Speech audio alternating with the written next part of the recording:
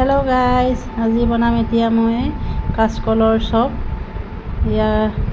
বেচনৰ লগত মই হালধি অকণমান, জলকীয়া পাউডাৰ আৰু গৰম মছলা, নিমখ সৈতে এইখিনি মই পানীৰ লগত ধুনীয়াকৈ মিলাই ল'ম। মিলাই লৈছোঁ আৰু ইয়াতে অকণমান চ'ডা দিছোঁ। মই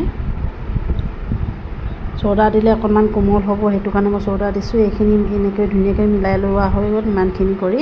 আৰু এতিয়া মই কাচকল বইল কৰি থৈছিলোঁ, কাচকলখিনি মই বাকলি গুচাই লওঁ ধুনীয়াকৈ। এইখিনি বাকলি গুচাই মই পিঁয়াজ কাটি থৈছোঁ আৰু জলকীয়াও কাটি থৈছোঁ।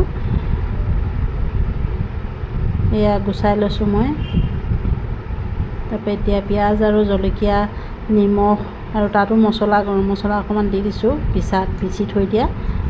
নিমখ সৈতে এইখিনি লাডু লাডু কৰি লৈছোঁ ধুনীয়াকৈ সানি মেলি।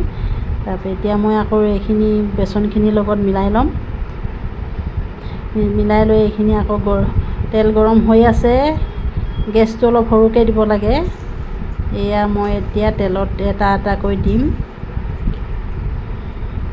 এনেকৈ দি এতিয়া লাহেকৈ মই এইখিনি ওলট পালট কৰি এইখিনি গেছটো অলপ সৰুকৈ দিব লাগে, নহ'লে সোনকালে ৰঙা হৈ যাব, তো মাজৰবিলাক নিসিজিব।